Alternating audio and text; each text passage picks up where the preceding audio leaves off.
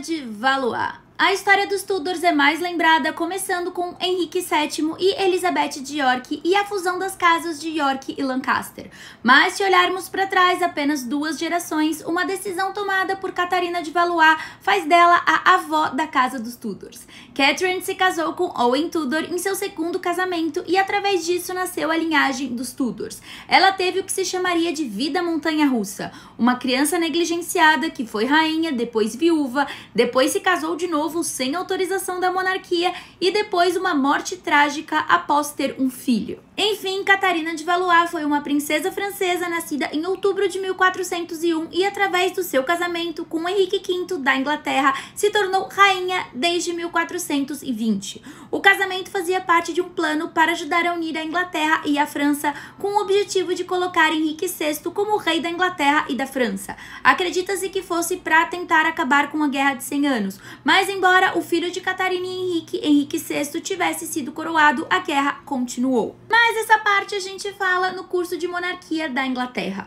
Vamos falar do seu 2º casamento com Owen Tudor. Seu neto Henrique Tudor, mais tarde Henrique VII, se tornou rei, mas ainda não. Voltando para Catarina, ela era filha mais nova do rei Carlos VI da França e provavelmente foi negligenciada pela sua mãe, Isabel da Bavária, já que ela foi educada em um convento logo nova. Isso há controvérsias, tá? Porque um exame mais moderno das evidências sugere ao contrário. De acordo com as contas financeiras de sua mãe, brinquedos que se adequavam a uma princesa francesa foram comprados e textos religiosos foram fornecidos para sua educação. Aí, desde pequena, já começaram as negociações para ela se casar com o então príncipe de Gales, filho de Henrique IV, mas o Henrique IV morreu antes que qualquer negociação pudesse começar. Então o príncipe, agora Henrique V, reabriu o assunto e pediu um dote muito grande e um reconhecimento de que ele seria o legítimo herdeiro do trono da França. O casamento foi celebrado em 1420 com a assinatura de um acordo de paz conhecido como Tratado de Troyes e acredita-se que Henrique ficou apaixonado por ela e pela sua beleza. Catarina e Henrique retornaram à Inglaterra em fevereiro de 1421 e então no dia 23 do mesmo mês, Catarina foi coroada rainha na abadia de Westminster. Eles ficaram casados apenas 2 anos, mas nesse tempo tiveram um filho. Henrique V nunca conheceu o filho, pois voltou às campanhas militares em junho de 1421 e Henrique VI nasceu em dezembro. Ele contraiu disenteria logo após o cerco de Meaux, que terminou em 9 de maio de 1422. Ele nunca se recuperou, pegou uma insolação e morreu próximo de Paris. Catarina não tinha nem 21 anos e ficou como rainha-mãe, já que Carlos VI da França morreu também alguns meses depois de Henrique V. Assim, Henrique VI se tornou rei da Inglaterra e do norte da França, ocupado pelos ingleses. Essa última parte também é disputada. Nesse momento, seu filho, que era apenas um bebê, se tornou um grande alvo para casamentos e foi nisso que ela se apegou, ou não.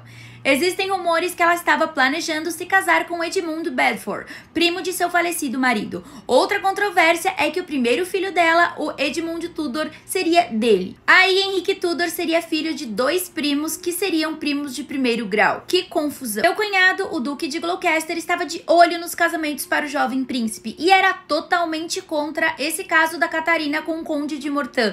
E assim fez um projeto de lei que estabeleceu a disposição de que se a rainha viúva se casasse novamente sem o consentimento do rei, seu marido perderia suas terras e posses, embora quaisquer filhos do casamento não sofressem punição. O consentimento do rei dependia dele ter alcançado a maioridade, e naquela época ele tinha apenas 6 anos. Então Catarina continuou sob vigilância na casa do rei e pensa-se que foi aí que ela continuou cuidando do filho. Mesmo assim, o caso não foi pra frente, e ela se apaixonou pelo galês Owen Tudor, que em 1421 na França estava a serviço do mordomo de Henrique, Walter Hampton.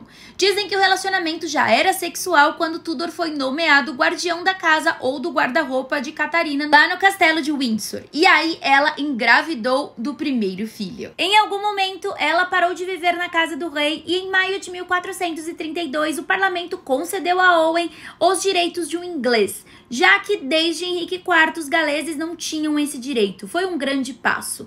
Não há dados conhecidos do casamento de Catarina com Owen, mas há evidências contemporâneas de que a validade do casamento e a legitimidade de seus filhos tenham sido questionadas lá no direito secular e canônico. Válido ou não, eles tiveram pelo menos 6 filhos: Edmundo, Jasper, Eduardo e Margaret, e provavelmente um aborto ou natimorto. Acredita-se que Catarina tenha morrido relativamente jovem, logo após dar à luz, em 3 de janeiro de 1437. Porém, outro ponto importante é lembrar que a causa da morte é debatida. Alguns dizem que foi por causa do parto, mas há um número igual de registros que afirmam que ela morreu de alguma doença misteriosa, já que ela entrou na abadia de Bury em busca de cura e oração e fez o seu testamento apenas 3 dias antes de falecer. Catarina foi inicialmente enterrada dentro da velha capela da abadia de Westminster, mas a gente vai voltar nisso daqui a pouco. Após a morte de Catarina, seu marido Owen foi preso por ir contra os lords de se casar com uma rainha viúva. Ele foi perante o conselho e foi levado para a prisão de Newgate. Em 1438, ele foi pego tentando escapar. Enquanto isso, os 2 filhos mais velhos de Owen e Catarina, Edmundo e Jasper, foram morar com Catherine de Poli, a abadesa de Birkin. Após algum tempo, em 1442, o rei, que era meio-irmão deles, assumiu o papel em sua educação. Owen, seu pai, acabou sendo libertado com fiança e depois foi perdoado em novembro de 1439 e a fiança foi cancelada no ano seguinte. Owen foi bem tratado depois e virou membro da Casa Real do Rei até meados da década de 1450. No final das contas, ele morreu executado durante a Batalha de Mortimer Cross pelos yorkistas. Mesmo assim, Henrique VI deu condados para seus meio-irmãos e foi através de Edmundo Tudor que se casou com Margaret Beaufort que Henrique Tudor, mais tarde Henrique VII, nasceu. Mas voltamos para Catarina. Ela faleceu aos 35 anos e recebeu um grande funeral de rainha, apesar de ter se casado novamente e seu casamento com Owen Tudor ter sido muito escandaloso. Por esse motivo, ela não foi enterrada ao lado do rei Henrique V. Aí você acha que acabou, né? Inicialmente, ela foi enterrada na velha capela Lady da abadia de Westminster. Em cima de seu caixão havia uma efígie de madeira, esculpida para ser o mais realista possível. Como a efígie mencionava apenas o casamento de Catarina com Henrique V e Henrique VI como seu único filho, isso significou uma ofensa para o seu neto Henrique VII. Assim que ele se tornou rei, ele assumiu a responsabilidade de prestar homenagem aos seus ancestrais. Ao assumir o trono em 1485, o rei Henrique VII ordenou a restauração da capela. Ele queria estabelecer um grande monumento para a rainha Catarina, reconhecendo seus casamentos e todos os seus filhos.